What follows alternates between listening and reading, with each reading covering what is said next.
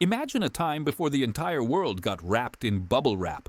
You're 7 years old, hurtling down the highway at 70 miles per hour, and your only safety restraint is your brother's elbow in your ribs and a vague promise to settle down. You aren't strapped into a 5-point NASA-certified harness while staring zombie-eyed at an iPad, because apparently, modern children might spontaneously combust if they have to look out a window for 5 minutes. Oh no. You are rolling around loose in the back of a wood-paneled beast, inhaling pure leaded gasoline fumes through that cracked rear window, and you have never felt more alive. Today, we treat a road trip like a military operation, complete with GPS tracking, organic snacks, and climate control set to a scientifically perfect 72 degrees. It's so much better now, right?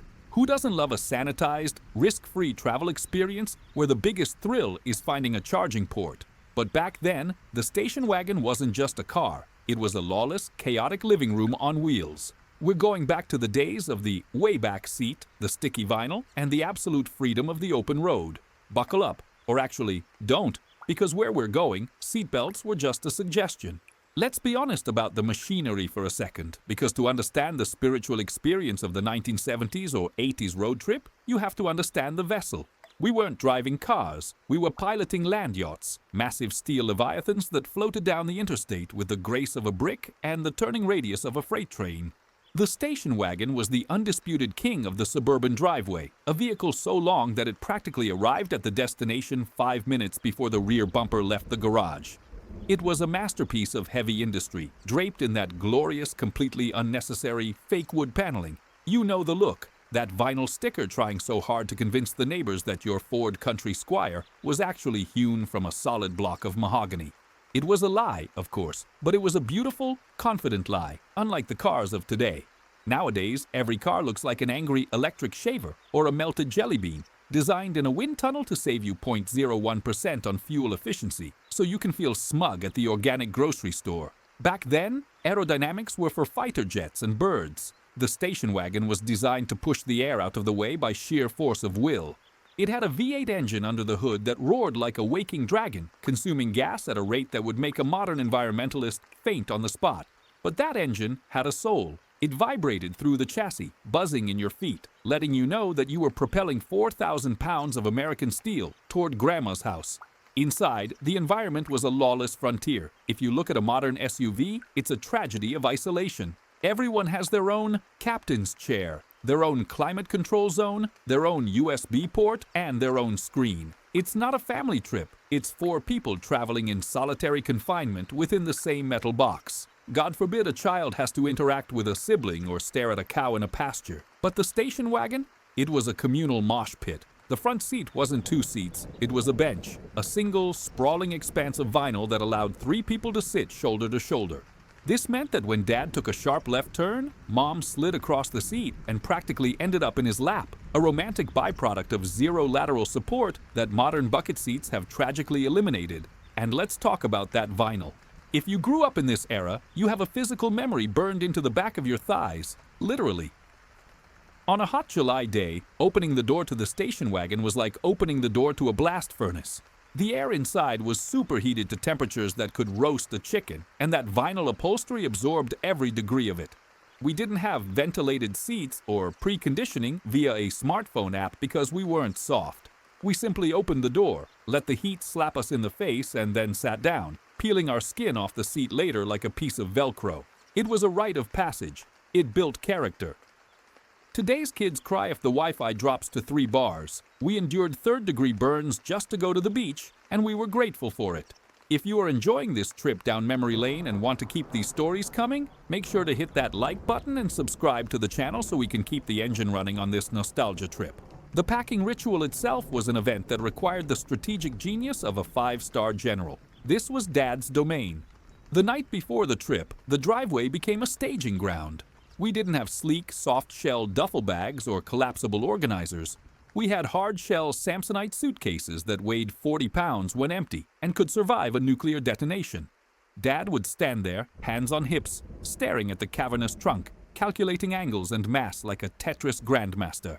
There was a specific order: the big blue suitcase first, then the cooler, which was made of actual metal and filled with enough ice to sink the Titanic, and then the folding chairs. If you tried to help and put the wrong bag in the wrong spot, you disrupted the delicate ecosystem of the load. There was no roof box to hide our shame. Everything went in the back or was strapped to the chrome roof rack with bungee cords that were one snap away from taking someone's eye out. And the visibility? Who needs to see out the back window? That's what side mirrors are for. By the time Dad was done, the rear of the wagon was sagging so low the exhaust pipe was practically sparking against the asphalt. The seating arrangements for the kids were a study in hierarchy and survival. If you were lucky, or arguably, if you were the favorite, you got the window seat in the middle row. You had control of the window crank. And yes, it was a crank.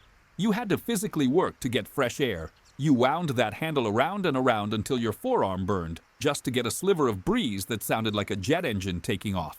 Now you just press a button and the glass glides down silently. Where is the satisfaction in that? Where is the effort? But the real prize, the absolute holy grail of the station wagon experience, was the way back, the third row. But not just any third row, the rear-facing seats. If you've never ridden backward in a moving vehicle while staring directly into the grill of a semi-truck following 10 feet behind you, you haven't lived. Modern safety regulators would have a stroke looking at this setup.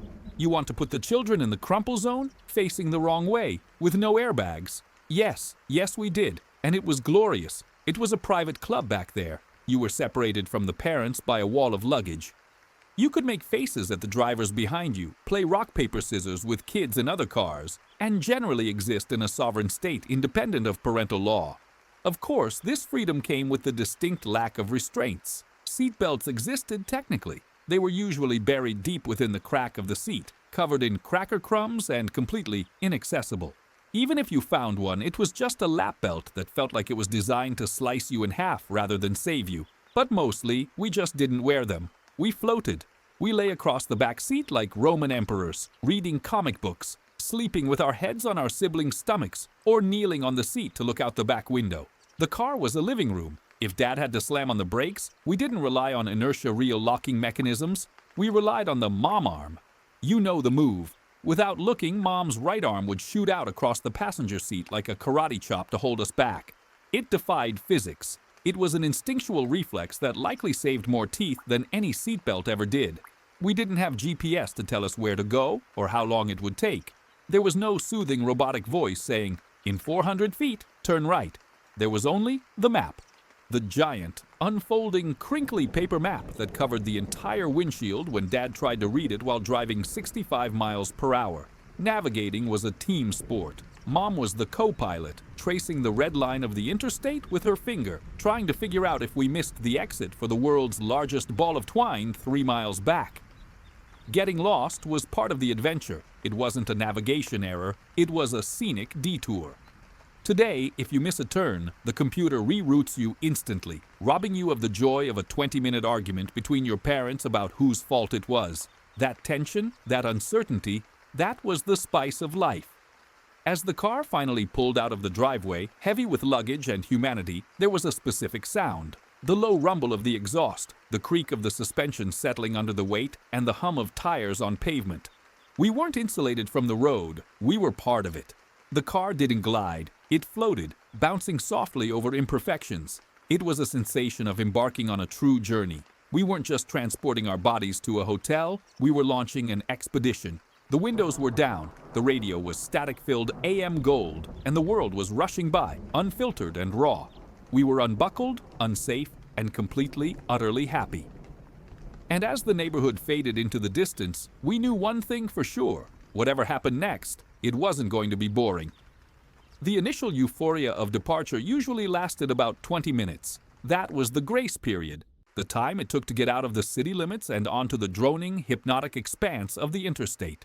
Once the suburban landscape gave way to endless rows of corn or the repetitive blur of pine trees, the reality of the situation set in. We were trapped. There was no escaping the station wagon. Today, if a child feels a nanosecond of boredom, a parent immediately shoves a glowing rectangle into their hands, streaming 4K cartoons from the cloud to anesthetize their developing brain. God forbid a modern child has to endure a moment of silence or, heaven help us, look at a cloud formation. But back then, boredom wasn't a bug, it was a feature. It was the primary state of existence. We didn't have tablets, we had windows. And let me tell you, the resolution on those windows was incredible, even if the content was mostly just telephone poles whizzing by in a rhythmic thwip, thwip, thwip that could hypnotize a cobra. We became connoisseurs of the mundane. You would stare out that glass rectangle and invent entire lives for the people in the other cars. You'd watch a single raindrop race another raindrop down the glass, placing mental bets on which one would hit the bottom first, feeling a genuine surge of adrenaline when the left drop absorbed a smaller one and surged ahead for the victory. This was our entertainment. It forced us to go inward, to daydream, to hallucinate slightly from the fumes and the heat.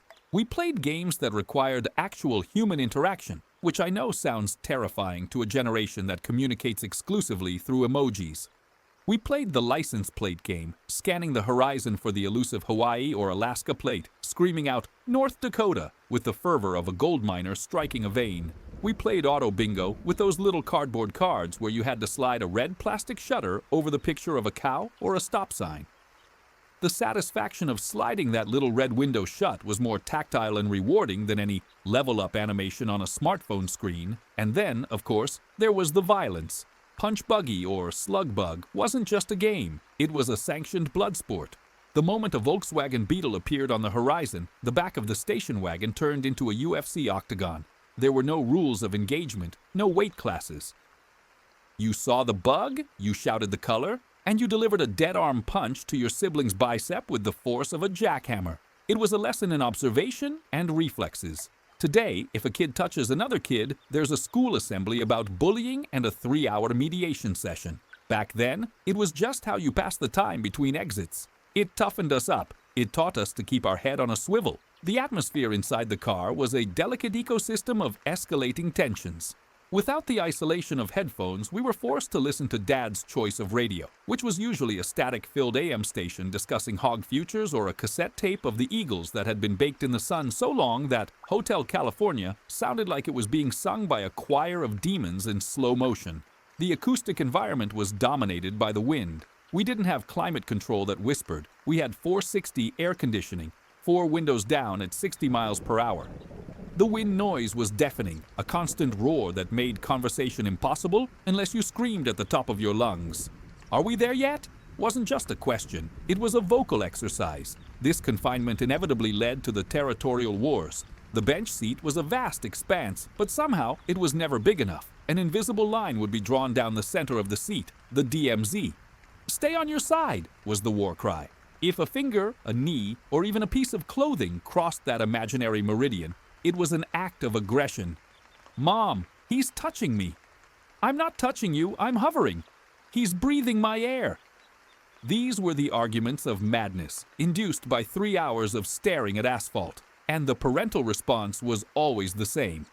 Dad would glare into the rearview mirror, his eyes meeting ours with the intensity of a sniper, and deliver the ultimate threat. "Don't make me pull this car over." Now let's analyze that threat. In modern times, if a parent pulls over, it's to check the GPS or hand out organic juice boxes. But back then, the threat of pulling over was existential. It implied that if the car stopped, justice would be swift and terrible. We didn't know exactly what would happen on the side of the road. Would we be left there to be raised by wolves? Would the wooden spoon emerge from the glove compartment? But we knew we didn't want to find out. The fear kept us in check. It was a beautiful system of checks and balances that maintained order in a chaotic world. But here is where the story takes a turn, a revelation that separates the travelers of the past from the passengers of today. The modern road trip is defined by its predictability. You know exactly when you will arrive, down to the minute. You know where every Starbucks is along the route. But in the golden age of the station wagon, the machine itself was a variable. About 4 hours into the trip, usually in the middle of a desolate stretch of highway with no civilization in sight, the narrative would shift. The car wouldn't just be a vehicle, it would become the antagonist. It usually started with a smell, a sweet, syrupy scent wafting through the open windows, hot coolant, then a subtle change in the vibration of the engine, a stumble in the rhythm, and finally the visual confirmation, a plume of white steam erupting from the hood like a geyser. The station wagon was overheating. In 2024, a car breaking down is a catastrophe. You call a service from an app, you sit in the air conditioning, and a flatbed truck comes to whisk you away to a sanitized dealership lounge with free Wi-Fi. It's a sterile inconvenience. But back then, A breakdown was an adventure. It was the midpoint twist of every great road trip. Dad would wrestle the beast to the shoulder, the power steering failing as the engine died, muscling the 2-ton wagon into the gravel. Silence would descend, sudden and ringing, replacing the roar of the wind. We would pile out of the car, not in panic, but in curiosity. This was an event. The hood would be popped, releasing a massive cloud of steam that smelled of chemicals and heat. Dad would stand there, hands on hips, staring at the engine block as if he could intimidate the radiator into cooling down. We didn't have cell phones to call for help. We were alone, and in that moment the road trip stopped being about the destination and became about survival. We were stranded explorers. We'd wander into the tall grass on the side of the road, finding discarded hubcaps and weird bugs, while Dad performed roadside surgery with a jug of water and a pair of pliers. This vulnerability was the secret ingredient. It forced us to interact with the world. If the car couldn't be fixed, we had to walk to the nearest farmhouse or flag down a trucker. Can you imagine relying on the kindness of strangers? Today, we are taught that every stranger is a serial killer. Back then, a guy in a beat-up pickup truck stopping to help was just a neighbor you hadn't met yet. He'd have a toolbox in the back and a willingness to help that didn't require a credit card transaction. The breakdown broke the spell of the destination. It reminded us that we were small and the world was big. We weren't just watching the scenery on a screen, we were standing in it, sweating in it, smelling the asphalt and the drying hay. It slowed time down. We sat on the guardrail, drinking warm soda from the cooler, watching the other cars zoom by, feeling a strange sense of camaraderie. We were the fallen soldiers of the highway, and when Dad finally got that engine to turn over, coughing and sputtering back to life, the cheer that erupted from the back seat was more genuine than any applause at a graduation. We had faced the mechanical beast and won. We climbed back into our sticky vinyl seats, not as bored siblings fighting over territory, but as a crew that had survived a crisis. The station wagon rumbled back onto the pavement, wounded but moving, and the road stretched out ahead of us again, dangerous, unpredictable, and absolutely magnificent. As the sun began to dip below the horizon, painting the sky in bruised shades of purple and orange, the dynamic inside the station wagon shifted yet again. We had survived the heat of the day, the boredom of the plains, and the mechanical heart attack on the shoulder of the highway. Now we were entering the twilight zone, literally and figuratively. This was the time of day when the cooler, once a bastion of icy preservation, had transformed into a sloshing sarcophagus of lukewarm water. The sodas were floating aimlessly, labels peeling off like shedding skin, and the sandwiches Mom had packed at 4 a.m. were now a soggy biological experiment. The bread had dissolved into a paste, fusing with the ham in an unholy union that no modern child would touch with a 10-foot pole. Today, if a family gets hungry on the road, it's a logistical discussion involving 3 different apps. You check Yelp for ratings, you check Google Maps for wait times, and you filter for gluten-free, dairy-free, joy-free options. You know exactly what the food looks like before you even park the car. Where is the risk? Where is the gamble? Back then, we played culinary roulette. We looked for the giant, flickering neon signs that buzzed like angry hornets. We didn't look for stars. We looked for the number of semi-trucks parked out front. That was the only algorithm that mattered. If the truckers were eating there, the food was either incredible or it was cheap and plentiful enough to fuel a human body for 12 hours without sleep. We didn't care about cholesterol or calorie counts. We walked into diners that smelled of stale coffee, cigarette smoke, and frying grease, the perfume of America. We ate burgers that were 90% grease and 10% beef, served by a waitress named Barb, who called everyone sugar and had a hairstyle that defied gravity. There were no kids' menus with apple slices. You ate fries, you drank a milkshake thick enough to bend a spoon, and you liked it. Back on the road, darkness turned the station wagon into a spaceship. This was the most magical phase of the trip. In a modern car, the interior is lit up like a disco. There are screens glowing in every direction, ambient LED strips outlining the doors, and digital dashboards that look like the flight deck of the Enterprise. It's light pollution on wheels. You can't see the night because you're too busy looking at the interior. But in the old wagon, when the sun went down, it got dark. The only light came from the soft, sickly green glow of the radio dial and the speedometer. That was it. Outside, the world disappeared, reduced to the cone of yellow light cast by the headlights, cutting a tunnel through the blackness. This darkness changed the acoustics of the car. The fighting stopped. The energy dropped. It became contemplative. And this is where the lack of seatbelts transitioned from a safety hazard into the greatest luxury known to childhood, the ability to sleep horizontally. Modern car seats are designed to keep you upright and rigid, which is great for crash test ratings, but terrible for sleeping. You see kids today with their heads lolling forward, necks bent at unnatural angles, drooling onto their chest straps. We didn't have that problem. We had the way back. As the hours dragged on and the rhythmic thrum, thrum, thrum of the tires on the expansion joints lulled us into a trance, we began the nightly construction project. We folded coats into pillows. We reclaimed territory from the luggage. We intertwined our limbs like a litter of puppies. I would lay across the back seat, head on my sister's lap, feet propped up on the window ledge, watching the stars wheel overhead through the rear glass. My brother would curl up in the cargo area, nestled between the spare tire well and a Samsonite suitcase, vibrating in time with the rear axle. Was it safe? Absolutely not.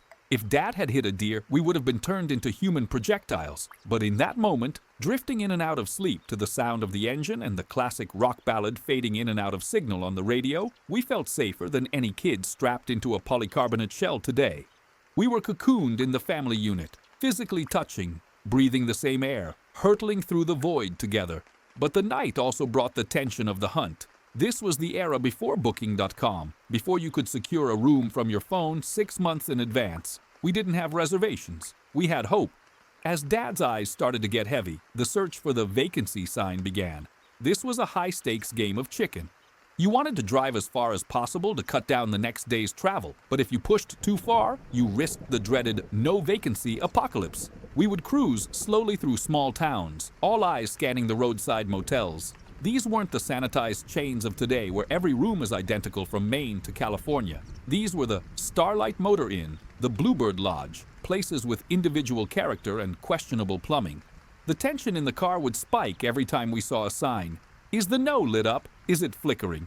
Dad would slow down, squinting through the bug-splattered windshield. If the neon no was illuminated in buzzing red, a groan would ripple through the car. It meant we had to keep moving. It meant the driver was getting crankier, and the odds of sleeping in the car at a rest stop, the ultimate defeat, were increasing. But then, the Holy Grail, a sign where only the word vacancy burned in glorious, welcoming neon. The relief was palpable. The gravel crunched under the tires as we pulled in. The smell of the night air, mixed with the scent of damp earth and motel swimming pool chlorine, was the smell of victory.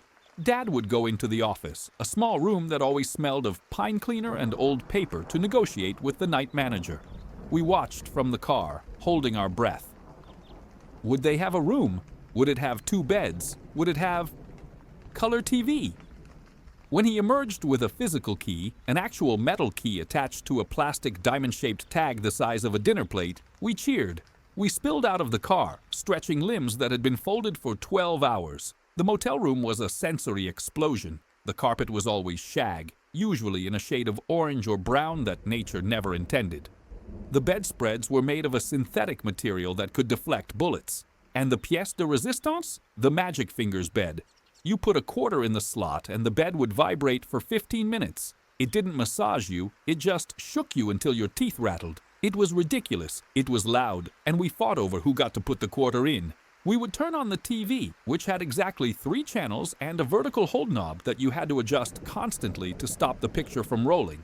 We would jump on the beds, ignoring the no-jumping rules, while Mom tried to sanitize the bathroom and Dad studied the map for the next day, tracing the red line with a tired finger. We were exhausted, smelly, and hopped up on sugar, but we were free. We weren't in our bedrooms at home. We were in a strange room in a strange town, transients in the great American night. But as we settled down, the silence of the motel room felt different than the silence of home. You could hear the trucks shifting gears on the highway nearby, a reminder that the road was still there, waiting for us. The open loop of the journey wasn't closed yet. We were only halfway there. And as we drifted off to sleep on those stiff sheets, listening to the hum of the ice machine outside the door, we knew that the biggest challenge was still to come. Because tomorrow wasn't just another day of driving, tomorrow was the arrival. And if we thought the car ride was chaotic, we had no idea what awaited us when we actually reached the destination. The station wagon had one more lesson to teach us, one final twist that would define the entire memory of the trip, proving that sometimes the hardest part of the journey isn't the road, it's the stop. The final leg of the journey always felt different. The anticipation in the car shifted from the dull ache of endurance to a frantic, vibrating energy. We were close. The landscape had changed completely from the one we left behind.